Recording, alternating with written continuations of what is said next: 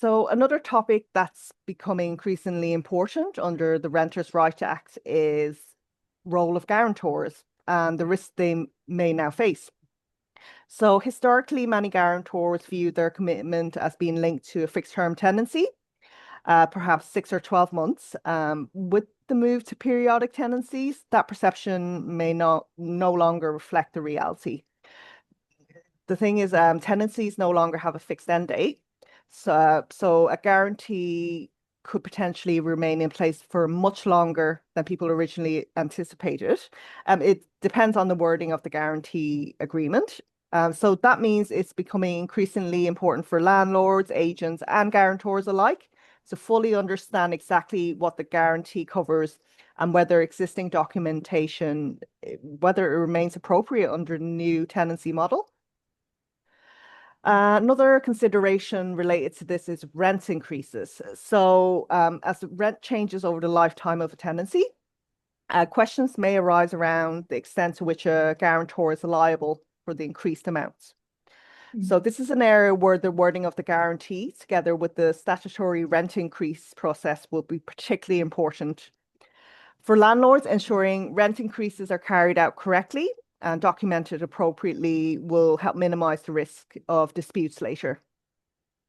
And another thing is shared accommodation. So that also presents its own considerations. Where tenancy is joint and several, the guarantee has been drafted on the same basis, then a guarantor may find themselves exposed to liabilities extending well beyond the individual tenant they intended to support. For example, if one occupier leaves or falls into arrears, there may be circumstances where the guarantor is pursued for a greater proportion of the outstanding debt. And guarantees may also extend beyond unpaid rent. So depending on the wording of the agreement, they can also include responsibility for property damage, contractual breaches, and in some cases, legal costs arising from enforcement action. So the key message is make sure guarantee agreements are professionally drafted, regularly reviewed, and suitable for the new tenancy landscape. And equally, guarantors should be encouraged to read the documentation carefully and understand the full extent of the commitment they're making before signing. And as with many aspects of the Renters' Rights Act, this is an area that will continue to develop as more guidance is issued and case law emerges. So it's definitely one we'll be monitoring closely as well. Yeah, I wanted to share an observation that struck me about this topic. I was considering how the Renters' Rights Act will affect guarantors. And under the previous system, if a tenant wasn't cooperating, perhaps they'd fallen behind into rent arrears, we would often involve their guarantor. If they had a guarantor, we would get in contact with the guarantor and involve them. And in many cases, the guarantor would pay the arrears and encourage the tenant to engage with us. And if that didn't resolve matters, we could ultimately serve a Section 21 notice, bringing the tenancy to an end quite quickly. And the guarantor's responsibilities would naturally come to a close as the tenancy ended.